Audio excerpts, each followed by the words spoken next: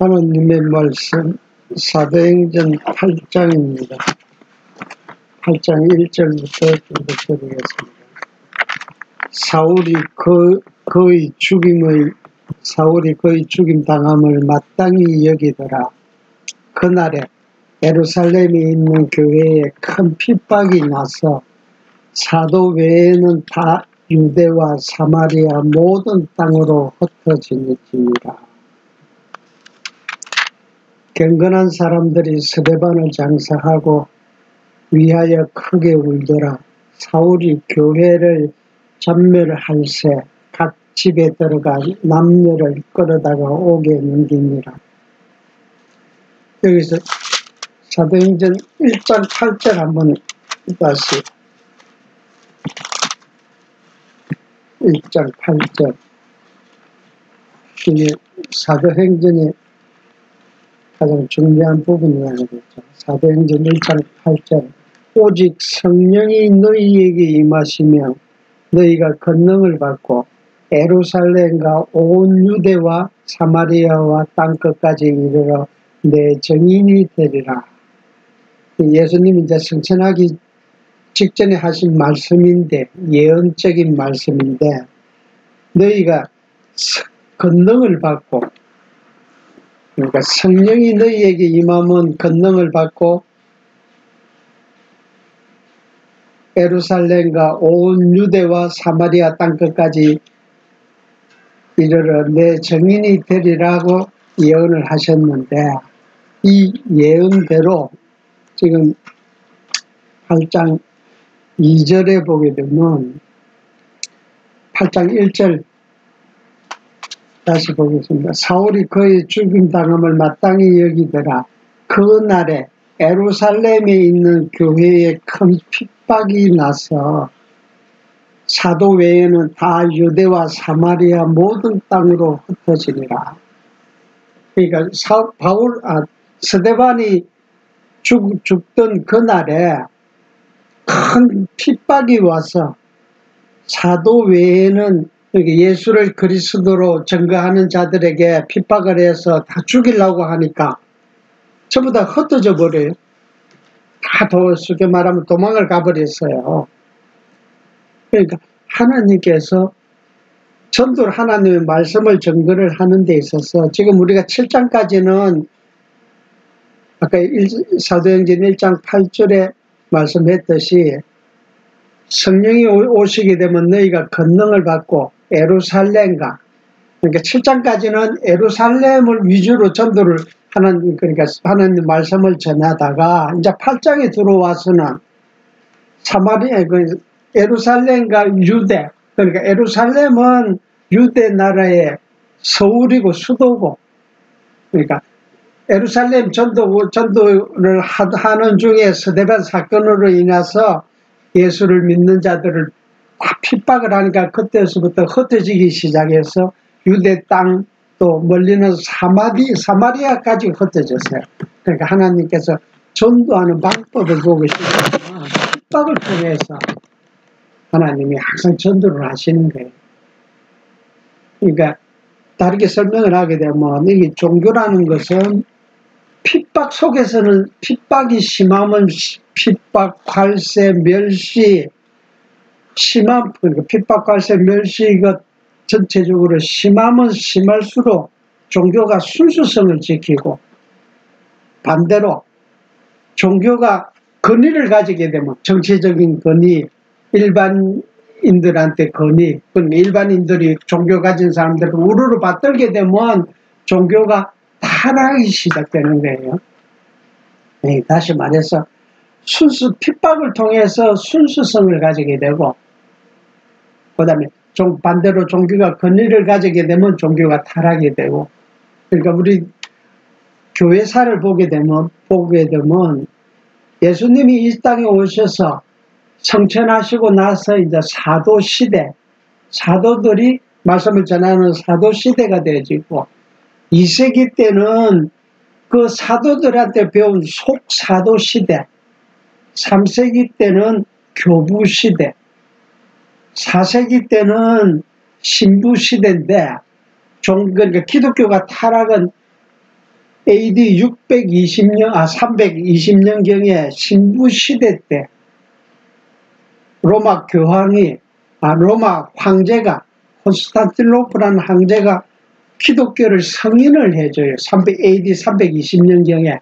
그때서부터 종교가 권위를 가져버리니까 정치의 힘을 얻어서 종교가 나가게 되니까 그 종교는 타락할 수밖에 없는 거예요. 그래서 16세기 때까지 장장 1200년 동안 종교가 타락이 돼서, 그러니까 타락의 극치인 중세 시대 때는 완전히 암흑 시대여서 하나님 말씀은 완전히 없어지고 교황 말 한마디에 예수 믿는 자들이 완전 교황이 하나님이 되어버렸어요.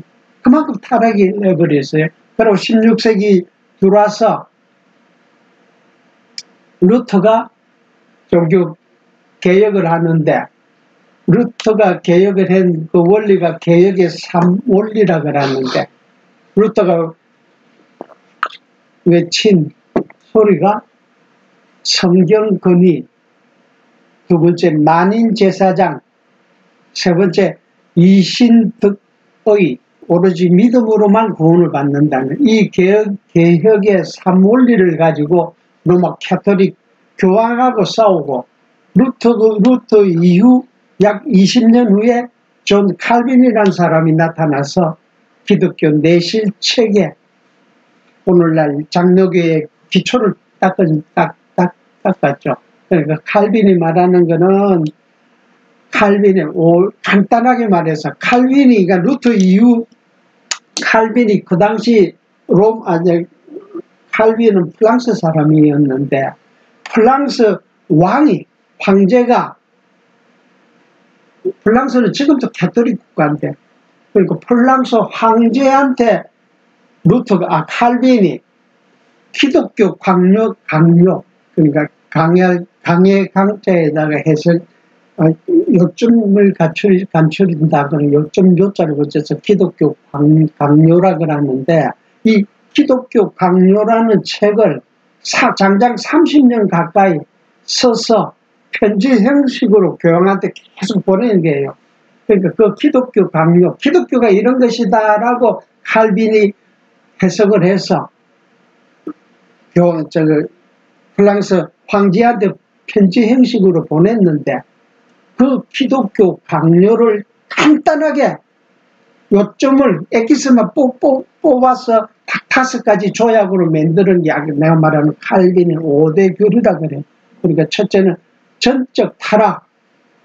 이 세상 모든 사람은 다 타락했다. 이 타락의 근거는 도덕적인 근거라기보다 무슨 하나님을 아는 지식이 없다. 인간한테는 전적 타락했기 때문에 하나님을 모른다. 그 다음에 두 번째는 제한 속죄. 하나님이 예수 믿는 모든 사람들 다 예수 믿게 해서 구원해 주는 게 아니고 제한이 돼 있다. 택함을 받은 자가. 그 택함의 시기는 언제야? 영원전에, 창세전에 하나님께서 택자와 불택자를 이미 다 정해놨다. 그게 제한 속죄. 세 번째는 무조건 선택. 야, 그러면 영원전에 하나님께서 천지 만물을 짓기 전에 택자를 하나님이 선택하고 불택자, 선택과 유기될 자를 정했다 그러면 무슨 근거가 있을 거 아니냐? 응? A라는 사람이 몇천 년 후에 태어나서 그 사람이 예수를 잘 믿고 하나님이 원하는 선한 일을 많이 할 거라는 걸 하나님은 전능자니까 얼마든지 알 수가 있다. 그래서 그걸 근거로 해서 택자, 불택자를 하나님이 택하고 버릴 자를 버린 거 아니냐라고 외치는 자들에게 칼빈이 다시 말해서 무조건 선택, 인간 행위와 상관없이 하나님께서 다 선택하시고 버릴 자는 버린다. 네 번째는 불가항력 은총. 하나님이 한번 예수 믿기로 작정한 자에게 은혜를 주시면 피조물인 인간은 거부할 능력이 없고 100% 받을 수밖에 없다. 그러니까 불가항력, 하나님이 주신 은혜를 안 받을 능력이 인간한테 없다. 불가항력 은총. 다섯 번째, 성도의 견인. 한 번 예수로 믿기로 하나님께서 인정한 자는, 도장을 찍은 자는 천국 가는 게 지옥 가는 것보다 더 쉽다. 견인이 확실히 되어 있다. 그러니까 이 칼빈의 5대 교리, 이 말, 칼빈의 감추린 기독교 강요의 요점을 딱 5가지로 이 감추린 걸 갖다 칼빈의 5대 교리라고 하는데, 이 5대 교리와 아까 조금 전에 말한 루터의 개혁의 산물리, 성경권위, 만인제사장, 오로지 믿음으로만 구원받는데 이신덕구의라고도 하는데, 이 3가지 개혁의 산물리와 칼빈의 5가지 조약과 그 다음에 칼빈 이후, 그러니까 19세기 말에 이 네덜란드 이 브라파에서 완전히 국가와 기독교 보수, 그러니까 칼빈이 말하는 보수주의 체계를 바탕 위에 교회를 세우고 이끌어 나가고, 더 나아가서는 교회 밖에도 모든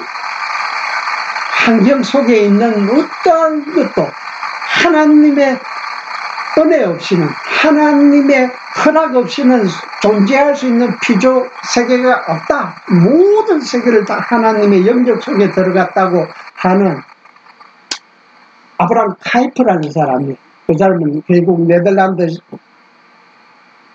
총리까지 한 사람이에요. 19세기 말에 총리까지 한 아브라함 카이프가 외친 소리가 4가지 조건이 있어요. 그러니까 4가지 조항을 아브라함 카이프가 외쳤는데, 첫째는 참 종교와 거짓 종교의 구별에 있어서,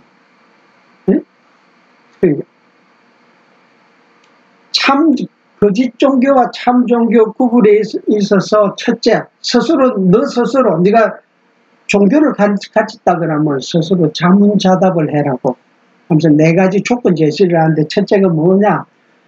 직접 종교냐 간접 종교냐, 그 칼프가 하는 소리예요. 그러니까 직접 종교라는 거는 하나님, 신과, 하나님이란 표현보다도 신과 인간이 만나는 데 있어서 중간 매개가 없이 다이렉트로 만나야 된다 이게요. 참 종교라는 것은. 반대로 간접 종교는 신과 인간 사이에 중간 매개를 통해서 신을 만날 수 있다. 그러니까 간접 종교가 되어지면 그거는 진짜 종교가 아니다. 그 아브라함 카이프가 하는 소리예요. 그러면 우리는 일반적으로 생각만, 그러면, 야, 우리가 직접 종교가 맞는 말 같기도 한데, 야, 그럼 우리가 지금 일반 개신교, 우리 장로교를 비롯해서 모든 개신교에서 지금 이 직접 종교를 말로는 그게 맞겠다 하지만, 간접 종교, 거짓 종교에서 외치는 간접 종교를 이해를 하고 보니까, 야, 그러면 이거 개신교에서, 이 성당에서는, 가톨릭에서는 신부라는 자들이 중간 매개, 신부를 통해서 하나님을 만난다 하거든, 가톨릭에서는. 그러면 가톨릭의 그 부당성을 알고 루터가 개혁을 외쳤고 칼빈이 내실 체계를 구축한 이 개신교에서 목사의 위치가 뭐냐, 어디냐, 이게. 우리가 일반적으로 생각하면, 이 목사라는 자는, 우리가 이 교회를 다니면 목사를 통해서, 간접 종교인, 목사를 통해서 하나님을 더 가까이 갈 수가 있다. 맞다. 목사는 우리하고 틀린다. 그러니까 우리 일반 교인들은 평신도 드리고, 이 목사는 하나님께 조금 더 가까이 가 있는 사람이다, 이거지. 만약에 그렇게 될 것 같으면, 아브라함 카이프가 말한 직접 종교와 간접 종교 첫 번째 질문에서 벌써 거짓 종교라는 게 드러나는 게, 기독교는 직접 종교지. 그러면 목사의 위치는 어디냐? 중간 매개 역할을 하는 게 아니고, 목사를 비롯해서 성경을 많이 깨달은 자들은 예배당에서, 교회에서 계급 논리를 내세워서, 이 교회에서, 아브라함 카이프가 하는 소리예요. 이 교회에서 제일 높은 사람이 누구냐? 그건 일반적으로 목사나 장로나 그런 사람들 제일 높은 거 아니냐? 그건 거짓 종교야. 교회에서 제일 높은 사람은 누구냐? 제일 나중에 교회 나온 사람. 교회 처음 나온 사람은 처음 나오니까 성경이 뭔지도 모르잖아. 성경에 대한 이해가 나중에 나와서니까 부족하니까 교회 안에서 무슨 행위, 무슨 짓을 하더라도 먼저 나온 자들이 처음 나온 자가 교회 안에서 실랑 담배를 피웠다 하자.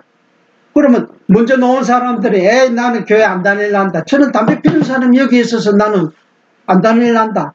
이런 사람이 있겠어요? 뭐라고 하겠어? 처음 나왔으니까 몰라서 그런다. 설명을 해주자. 이 교회는 담배 피우는 데가 아니고 하나님 말씀을 배우고 깨닫고 예배드리는 장소다. 라고 설명을 해주니까 그러니까 나중 나온 자는 무슨 짓을 해도 상관이 없어요. 걸림돌이 안 된단 말이에요. 먼저 나온 자들이. 반대로 목사가 그런 짓을 하게 되면 어떻게 되겠어요? 걸림돌이 되어버리지. 그러니까 목사는 예배당에서 계급 논리를 통하여서는 제일 낮은 자가 목사예요. 목사는 하고 싶은 행동을 하나하나 읽어서 읽혀주고 조심할 수밖에 먼저 많이 깨달은 자이기 때문에. 그러니까 중간 매개로서 목사가 그런 역할을 하는 게 아니고 하이프 말대로 굳이 계급 논리를 내세운다 그러면 교회에서 제일 밑바닥에 있는 자 목사다. 그게 그러니까 직접 종교, 간접 종교.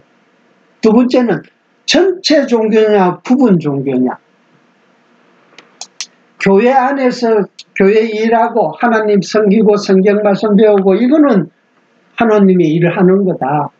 그러면 교회 밖에서 6일 동안 세상 속에서 직장 생활하고 내 하고 싶은 일하고 사적인 일 하는 거는 기독교하고는 아무 상관이 없다. 응? 이거는 이제 부분 종교, 전체 종교냐 부분 종교냐에서 부분 종교를 내세우는 자들은 교회 일과 세상 일을 갖다가 분리를 시켜서 하고 전체 종교는 아니다. 교회 안에서도 하나님 일이고 교회 밖에서 하는 것도 다 하나님 일이고 나아가서는 이 세상 모든 만물이 전부 다 하나님의 사역, 일을 위해서 존재하고 있고 생존하고 있고 모든 것은 하나님을 떠나서는 티끌한 날아다니는 티끌 한 톨도 하나님의 영역, 힘을 입지 아니하면 공중에 날아다닐 수가 없다. 티끌 한 톤이라도. 그러니까 카이프가 말하는 이 전체 종교라는 거는 벌써 전체 종교와 부분 종교 이것만 들어도 기독교의 위상이 어떻게 되죠? 엄청나게 커지는 거예요. 우리 기독교가 말하는 일부 여러 종교 중에서 하나 기독교를 알고 있던 사람들에게 이 전체 종교를 설명을 해주면 부분 종교가 아니구나 기독교. 예배당 안에 일이나 예배당 밖에 일이나 다 하나님의 일이다 라고 깨닫게 되면 깨닫게 될수록 교회 생활하는 게 편해지고 부담감이 없어지고 행동에 자유함을 입는 거예요. 세 번째는 인본주의냐 신본주의냐. 하이프가 외쳐는 세 번째 조항이 신본주의라는 것은 모든 게 다 하나님의 뜻대로 일을 하는 거다. 만물의 모든 근본 원인은 전부 하나님께로 나온다. 이게 신본주의예요. 그럼 인본주의라는 것은 교회 안에서 전도를 하고 이런 거는 다 하나님 일 하는 거다. 그러나 세상 속에서 내가 다른 일 하고 다른 생활하는 거는 그건 아니다. 인간을 위해서 하는 거다. 그러니까 다시 말하면 전체적으로 인본주의라는 거는 우리가 세상살이 속에서 생활 속에서 철학 속에서 살아가고 있는 만물의 제1원인 이걸 갖다가 우리는 기독교는 신본주의다. 반대로 기독교 밖에서는 인본주의라고 하거든요. 그럼 다시 설명하면 이 인본주의가 외치지 않은 곳은 전부 신본주의인데 일반 생활 속에서 우리가 다 인본주의지 인본주의자가 아닌 곳이 없죠. 그러니까 학교도 학문도 다 인본주의를 위해서 배우는 거고 그러니까 만물의 근본적인 원인과 과정과 결과가 전부 다 하나님께로 나오고 하나님으로 말미암고 하나님께로 돌아간다는 이 신본주의. 그리고 네 번째는 카이퍼가 말하는 네 번째는 그 종교가 진정 구원이 있냐 없냐 스스로 판단해보라. 그러니까 네 번째 거는 약간 주관적인 요소가 들어갔지만 사실 예수를 믿는 우리가 당신은 천국이 있는 걸 가보지도 않았는데 어떻게 천국이 있다고 확언할 수가 있나? 한번 뭐라고 했어요? 야, 나는 하나님께서 나한테 보여줬다, 천국을. 그러니까 고로 천국이 있다. 그건 참 새빨간 무당짓이고 거짓말이고. 그럼 우리는 우리가 믿는 종교에 충분히 구원이 있다, 내세가 있다라는 확신을 우리가 어디서 가지게 되냐? 성경이 1600년 기간을 통해서 40여 명의 기자가 기록을 했는데 연대가 1600년 차이가 나도 하나의 주제로 되어지고 성경의 내적 통일성을 가지고 하나의 일관된 논리로서 설명이 되어지는 이런 책이 만들 수가 인간으로서는 인간의 머리로서는 할 수가 없다. 1600년이란 여러 기자 40여 명의 기자들이 기록한 책이 그 내용의 통일성을 가진다는 것은 이 오실 예수와 오신 예수를 설명한다는 것은 상상도 할 수 없는 일이다. 그러니까 이 사건을 보니까 천국이 있다는 걸 너무나 확신을 가지게 된다. 그러니까 성경 내용 예수가 그리스도라는 사실을 알게 되면 확신을 가질 수밖에 없다. 그러니까 성경은 지금 성경 계시 완성 이후에 우리들은 기독교란 무엇입니까? 예수는 그리스도다. 그 위에는 또 한 가지는 예수는 그리스도니까 하나님은 뭐다? 여호와시다. 하나님이 영원전에 그리스도의 십자가 사건을 예언을 하시고 만물을 짓기 전에 그대로 2000년 전에 오셔서 우리 죄를 위해서 십자가 위에서 돌아가시고 다시 재림하신다는 이 사실을 구약의 예언대로 그대로 다 이루어진 사실을 우리가 알면 성경을 통해서 깨닫게 되면 안 믿을 수가 없다.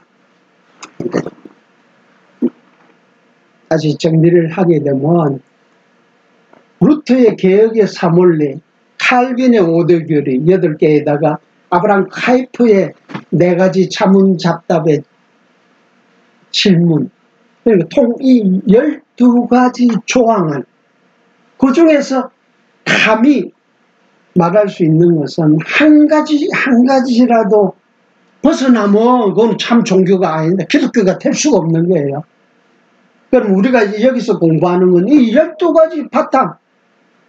야, 이 세상이 다른데 교회에서는 안 가르치고 혼자서 이상하게 깨닫고 와서 우리가 자꾸 들어보면 맞는 것 같아도 혹시라도 엉터리한테 이단한테 속아갖고 우리가 지금 잘못 가는 길이 아닌가 스스로 판단할 수가 얼마든지 있어. 그렇죠? 그때는 뭘 기준 잡는 이 12가지 조항을 갖다가 딱 갖다 대서 그 기준이 딱 잡아지는 거예요. 그죠? 루터가 잘못됐다고 하는 이 세상 사람 아무도 없고, 칼빈이 잘못됐다고 하는 세상 사람들이 없고, 아브라함 카이프가 잘못됐다고 하는 지적하는 신학자도 없어요.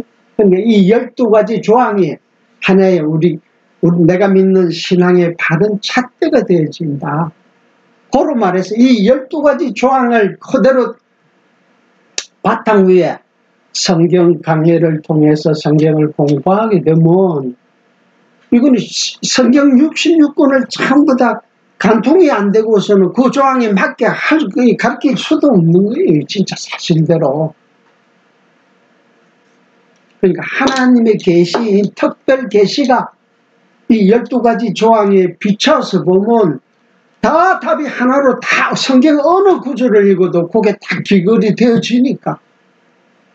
그러니까 그렇게 깊이 있게 배우기 전에는 부분적으로 깨달을 적에는 이게 표면적인 상대적인 근거를 통해서 성경을 보게 되면 상대적인 표현이 많이 있어요. 그러나 이 12가지 조항 바탕 위에서 성경을 다시 보게 되면 그 앞뒤 맥락을 다 연결을 시켜서 보게 되면 그 조항이 팍 떨어지는 게 성경에 있는 명령문 상대적인 조항은 그 앞에는 절대적인 조항이 분명히 존재하고 있다. 그러니까 우리가 공부하는 건 이런 바탕 하에서 성경을 공부한다는 것만 알고 배우게 되면 이제 스스로도 진도가 더 나가요. 아, 이게 진짜 맞는 거구나. 그래서 지금 아까 사도행전 1장 8절에 성령을 받게 되면 첫째 예루살렘과 유대와 사마리아 땅과 땅끝까지 내 정인이 되리라고 하신 예수님의 예언대로 이제 예루살렘 전도 기간이 지나서 두 번째는 이제 유대와 사마리아 지방으로 흩어지는데 흩어지는 방법을 하나님께서는 편하게 꽃마차를 타고 절로 가서 전도를 시키는 게 아니고 핍박을 통해서 도망 안 가면 죽으니까 다 핍박을 통해서 흩어지기 시작하니까 이제 유대 땅과 사마리아로 다 흩어져 버렸어요. 그럼 흩어진 그 사람들이 뭐 하냐?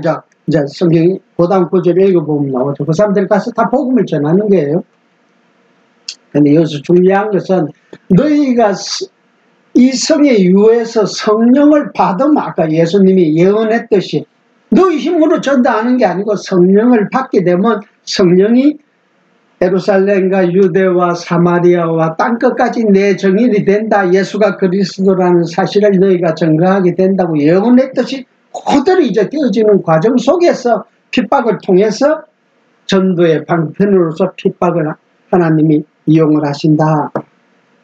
그러니까 이 핍박을 하기 위해서는 이 유대인들에게 한 거는 마음을 주는 거예요. 악한 마음을 주갖고 예수 믿는 자를 다 때려 죽이라고 하는 마음을 주니까 이 사람들이 지금 사도 바울도 지금 흩어진 집에 들어가서 남녀를 잡아다가 다 옥에다 가두기 시작했는데, 그러니까 그는 악한 마음을 주서 핍박을 시킨다. 그러니까 하나님의 이런 섭리만 보더라도 하나님 편에서는 우리 편에서는 선은 좋고 악은 나쁘지만 하나님 편에서 보게 되면 악도 다 하나님이 필요해서 쓰시는 거예요. 그러니까 이런 논리를 통해서 성경에 말하고 있는 악, 거기에 대해서 우리가 간접적으로 이해를 할 수 있다. 3절 사울이 교회를 참멸할 새 각 집에 들어가 남녀를 끌어다가 옥에 넘기니라. 그러니까 사울이 악랄하게 예수 믿는 자를 잡아다가 옥에 가두기 시작하는데 4절 그 흩어진 사람들이 두루 다니며 복음의 말씀을 전할새 빌립이 사마리아 성에 내려가 그리스도를 백성에게 전파하니. 그러니까 우리가 공부하는 그 내용 그대로 빌립이 사마리아 지방에 내려가 갖고 뭐라 그래? 그리스도를 백성에게 전파한다. 그런데 이 내용은 우리가 직접 목도를 안 했어도 빌립이 어떤 설명을 했겠어요? 야, 지금 얼마 전에 요 당시 동시대로 돌아가게 되면 얼마 전에 유대인들이 잡아다가 로마인들의 손에 넘겨서 십자가에 못 박힌 그 돌아가신 분이 구약 39권에 예언된 메시아다. 그 메시아 곧 그리스도다. 그러니까 그 그리스도가 회개하라 천국이 가까이 왔다고 설명했듯이 지금이라도 당신이 직접 눈으로 보지는 못했지만 그 예수가 그리스도라는 사실을 알고 믿으셔야 됩니다. 이렇게 설명을 했을 거다 말이에요. 그리스도를 증거를 하니까. 그리고 여기서 이제 또 하나 중요한 것은 사마리아. 이 사마리아 지방에 대해서 이해가 조금 필요해요. 이 사마리아라는 이 도시가 어떻게 해서 생겨나고 그 유래가 어떻게 됐냐 그러면 구약으로 거슬러 올라가게 되면 다윗이 이스라엘을 세우고 처는 이제 첫 번째 왕이 됐다면 초대 왕이 되고 다윗이 죽고 나서 다윗의 아들 소로몬이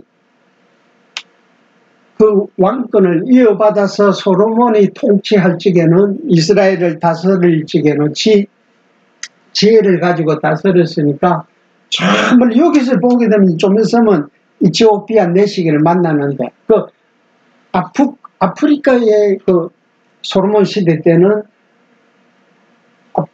북아프리카의 이티오피아라는 나라의 여왕이 다 소로몬을 만나러 왔어요. 그만큼 명성이 막 참 쟁쟁했죠. 아프리카까지 소로몬의 능력이 다 전파될 정도로 강한 이스라엘을 세웠는데 소로몬이 죽고 나서 소로몬의 아들 르호보암이 통치하면서부터 이스라엘 나라가 두 쪽으로 갈라지는 거예요. 그러니까 BC 930년경에 이스라엘이 소로몬 죽고 나서 두 나라거든. 이스라엘의 12지파 중에서 10지파 반은 다 북쪽으로 올라가서 새로운 나라를 세워버려요. 이스라엘이라는 새로운 나라를 세우고, 그럼 한 지파 반, 10지파 반이 다 북쪽으로 가서 새로운 나라를 세우고, 남은 한 지파 반은 유다 지파. 우리가 창세기에 공부를 했잖아요. 유다 지파에게는 뭐가 안 떠난다. 왕의 홀이 떠나지 않는다고 하나님이 예언하신 대로 그 유다 지파하고, 그 다음에 므낫세라는 지파가 있어요. 이 므낫세는 애굽에서 요셉이 낳은 아들인데 꼭 므낫세는 하나님이 반지파만 인정이 되는 거예요. 이것도 전부 다 복음이지. 성경 몰랐을 적에는 왜 므낫세는 항상 반지파만 하나님이 쓰실까? 므낫세 자손들을 전체를 안 쓰고 딱 절반만 써요, 하나님은. 그러니까 이 속에는 다 복음이 감춰져 있지. 그러니까 므낫세 반지파하고 유다 지파가 남아서 소로몬의 왕권을 그대로 이어가면서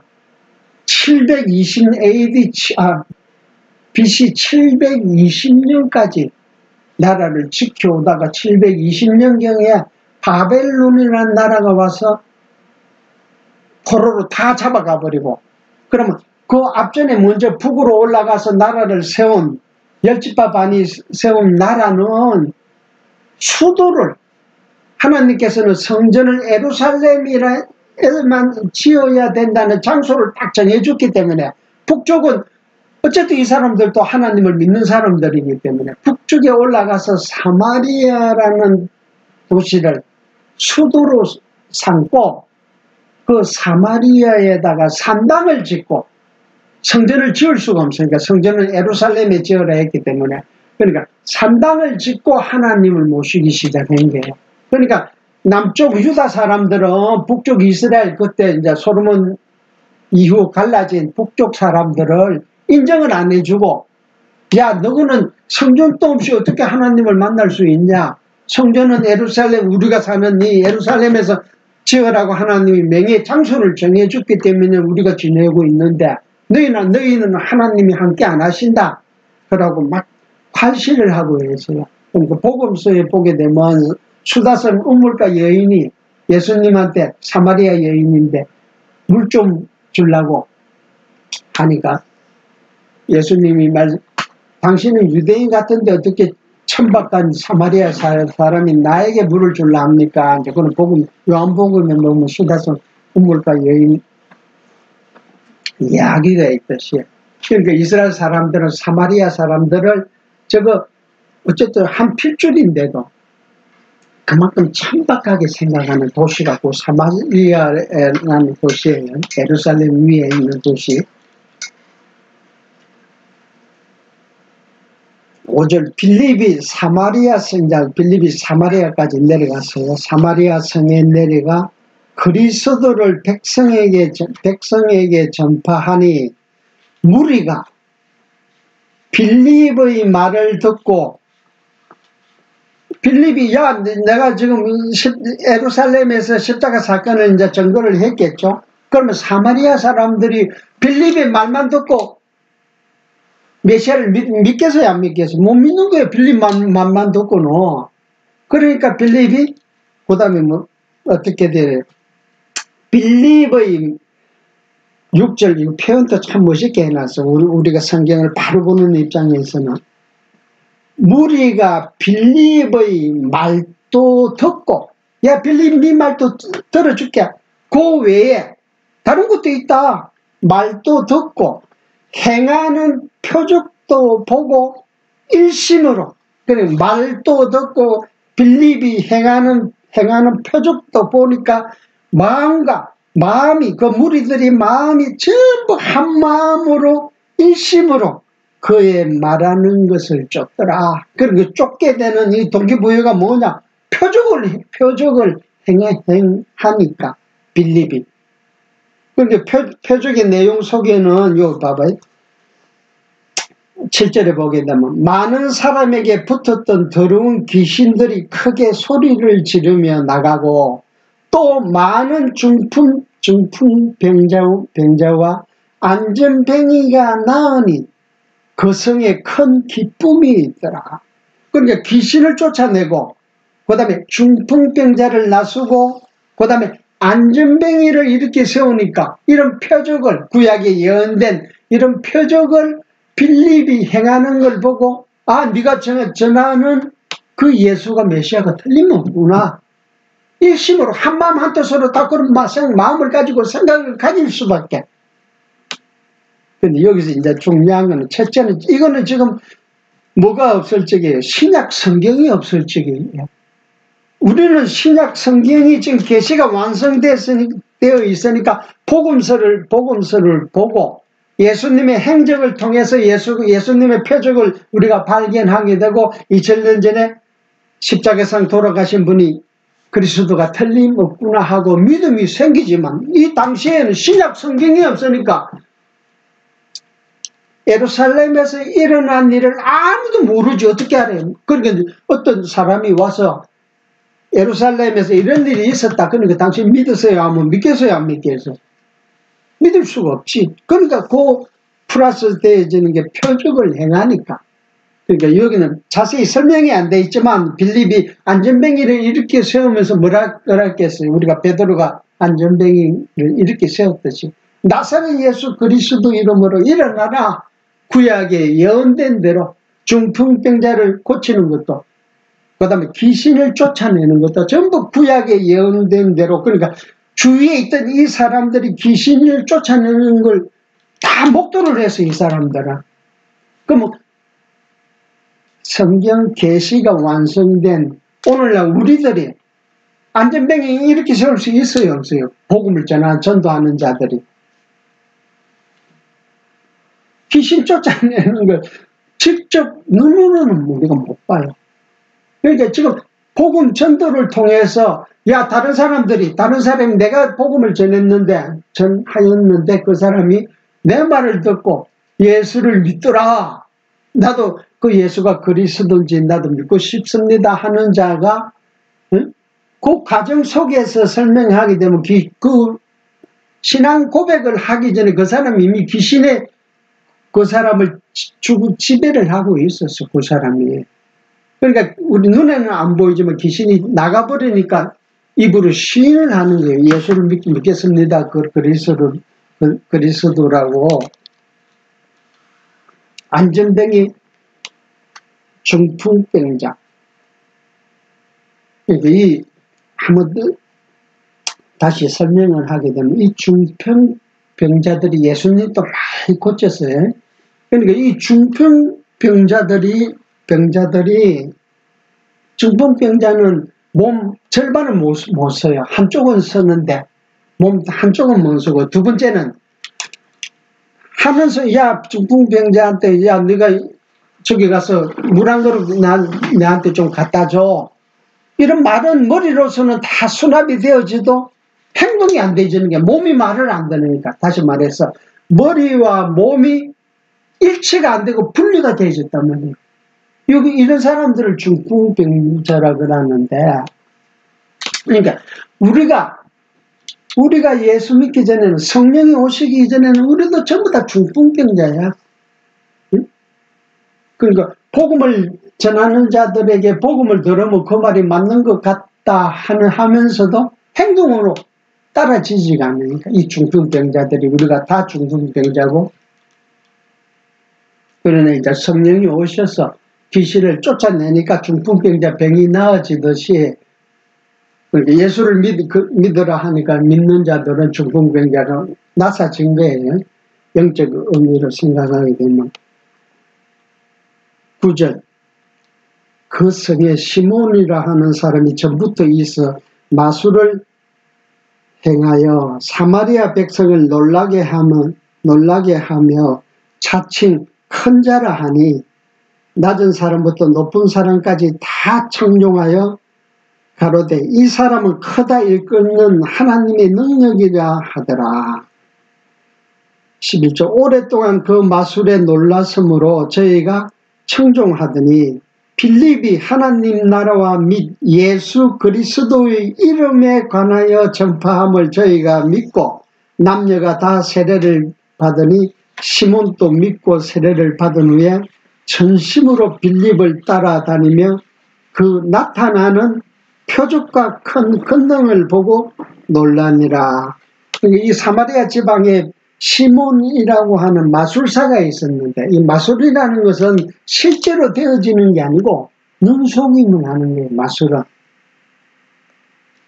그러니까 이 마술사가 사마리아 지방에서 큰 인기가 많았고 다 신기하게 쳐다보고 마술사를 우러러보는 사람들이 있었는데 그러나 그때 빌립이 사마리아에 나타나서 12절 빌립이 하나님 나라와 및 예수 그리스도의 이름에 관하여 전도함을 저희가 믿고 남녀가 다 세례를 받으니 시몬도 믿고 세례를 받은 후에 전심으로 빌립을 따라 나서며 그 나타나는 표적과 큰 권능을 보고 놀라니라. 그러니까 빌립이 가서 행하는 말이 상대를 믿게 해주기 위해서 항상 표적과 권능이 따라와야만이 믿을 수가 있다. 이유는 간단하죠. 이 신약 성경 계시가 완성되기 전이기 때문에 보지 않았는데 어떻게 믿을 수가 있겠어. 그러니까 예수가 그리스도라는 그 이름에 관하여 전하는데 표적이 따라오니까 안전뱅이를 이렇게 세우더라. 중풍병자를 한 번에 낫게 하더라. 이게 어떻게 마술사가 이게 할 수 있는 일이에요. 마술사는 이런 일 못하는 게 눈속임이니까 마술사는. 그러니까 빌립이 하는 행동을 보고 야 빌립이 전하는 예수가 그리스도라는 사실을 믿게 된다. 네, 여기서 항상 중요한 것은 이 빌립의 행동은 지금도 계속 할 수가 왜 빌립은 했는데 우리는 못하냐. 예수 이름으로 맹한다. 귀신아 나가라 하면 귀신이 나간다. 이렇게 믿는 자들도 있어. 또. 그건 다 잘못된 거다. 성경에 대한 이해가 부족해서. 그러니까 계시가 완성된 이후에는 우리는 오로지 계시인 성경을 통해서만 예수가 그리스도라는 사실을 깨닫고 믿게 되는 거죠. 큰 힘은 지금 오순절 성령이 오셨기 때문에 권능을 받고 전해서 믿게 되는 것은 정말 성령의 능력으로 다 나타나는 것이다. 그러니까 계시 완성 이후에 살고 있는 우리들은 절대 성경 밖에서 하나님을 만날 수가 없다. 이것도 지금 칼빈의 현설이에요. 성경 밖에서 하나님 만나면 전부 그 무당짓이다. 무당 만난다 그래서 칼빈이. 그러니까 우리는 오로지 성경을 통해서만 하나님을 만난다. 우리 저번에 성경관에 있어서 잠깐 설명을 했듯이 성경만 하나님 말씀이다. 그래서 어떤 목사들은 어젯밤에 하나님 계시가 왔다 이거야. 그건 전부 엉터리고 잘못된 거다. 그게 마술이야 마술. 마술사나 똑같은 짓을 하는 거야. 지금도 하나님의 직접 계시가 그 사람한테 오면 하나님이 이 성경 계시는 하나님이 예언을 해주고 그 직접 받은 자가 받은 자가 성경을 다 기록을 해놓은 거예요. 요한계시록 이후에는 계시 완성이 되어졌기 때문에. 그러니까 성경 밖에서 하나님 만나려고 하는 자들은 전부 잘못된 자들이다. 그러니까 처음에는 막 대단한 것 같아도 이 말년을 보게 되면 다 안 좋은 거예요. 한국에도 유명한 봉사들이 전부 다 사기꾼들이에요. 전부 다. 한 놈이라도 바로 된 놈이 없어. 그러니까 그것들 말년을 보게 되면 그 사람들이 어떻게 되는가, 가족 관계도 그렇고, 우리는 오로지 성경만 하나님 말씀이다. 성경을 통해서만 하나님을 깨닫는다. 하나님이 계시 완성을 시킬 적에는 야, 더 이상 점 하나라도 붙이거나 덜 하지 마라. 요한계시록 마지막에 있듯이 내가 너희들에게 믿음, 예수가 그리스도라는 사실을 믿게 해주는 데 있어서 다 적어놨다. 더 이상 적을 게 없다. 설령 아무개가 하나님 계시를 받았다 그러면 요한계시록 이후에다가 아무개 계시록하고 성경에 기록을 해야지. 지 혼자면 뭔가 다른 사람도 좀 같이 보자 말이야. 제가 진짜 받았다 그러면. 그런 의미 없어. 성경 계시가 이미 하나님께서 단언을 했는데 완성이 됐다고. 그러니까 성경을 통해서 예수를 그리스도라고 믿어야 되는데 자꾸 우리가 성경 밖에서 하나님을 만나려 하니까 그런 사람들한테는 코가 걸리고 따라가게 돼 있어요. 우리는 경건한 자들은 성경을 통해서만 하나님을 발견해야 된다. 오늘 여기까지 하겠습니다. 자비로우신 아버지 하나님 은혜와 사랑을 감사합니다. 저희들에게 항상 아버지 하나님의 깊고 오묘한 말씀을 오순절날 오신 성령을 통해서 2000년 후에 살고 있는 저희들에게도 하나님 말씀의 성경을 가르치게 해주시고 또 성경이 가르치는 내용대로 믿음으로 듣게 해주시는 것은 오로지 성령의 능력이라는 것을 오늘 사도행전을 통해서 8장 초반을 통해서 다시 배웁니다. 아버지 하나님 항상 감사한 마음으로 살 수 있는 저희들이 되게 열심히 있어야 되는데 아직도 생활 속에서 짜증나고 불평하고 아버지 하나님의 뜻보다도 저희들이 생각하는 뜻을 먼저 생각하고 행동하는 저희들입니다. 아버지 하나님 어리석은 저희들 나무라지 마옵시고 항상 더욱더 성령의 강건함으로 붙잡아 주시고 또 지혜와 총명으로 하나님 말씀을 성경을 더 깊게 깨달을 수 있는 저희들 될 수 있게 항상 인도해 주시고 또 저희들 생활 속에서 다음 공부할 수 있는 하나님의 배울 수 있는 그 시간 동안까지 저희들 육신도 항상 강건해서 아버지 하나님의 기쁘신 뜻을 행하기에 부족한 없는 저희들 될 수 있게 항상 건강하게 인도해 주시고 하고자 하는 저희들의 모든 일이 결국에 있어서 그리스도 안에서 다 이루어진다는 사실을 깨달을 수 있는 저희들 될 수 있게 항상 저희들을 성령의 조명으로 인도해 주시기 바라면서 예수 그리스도의 이름으로 기도드리옵나이다. 아멘.